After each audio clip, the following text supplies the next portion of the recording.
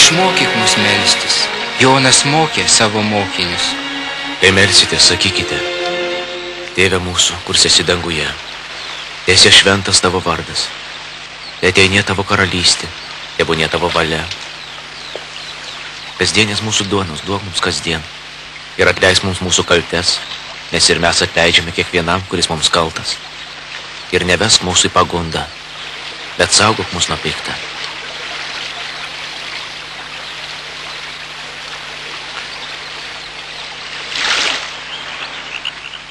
Prašykite ir jums bus duota. Ieškokite ir rasite. Belskite ir jums bus atidaryta. Kiekvienas, kas prašo, gauna. Kas ieško, randa. Ir beldžiančiam visada atidaroma.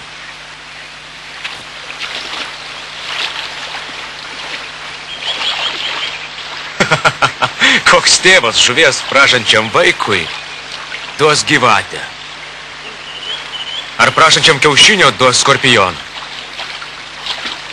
Jei tad jūs mokote savo vaikams duoti gerų daiktų, jo labiau jūsų tėvas iš dangaus suteik šventąją dvasią tiems, kurie jį prašo. Aš sakau jums, nesirūpinkit gyvybę, ką valgysit. Nė kūnų, ką vilkėsit. Gyvybė svarbesnė už maistą, o kūnas už drabužį. Žvelkite į paukščius. Jie nesėja ir nepjauna, nei kluonų neturi. O Dievas juos peni. Jūs daug vertesni už paukščius.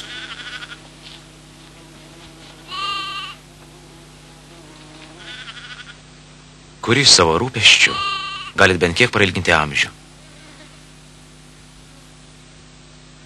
Jei nemažmožio neįstengite, kam rūpinatės kitais dalykais?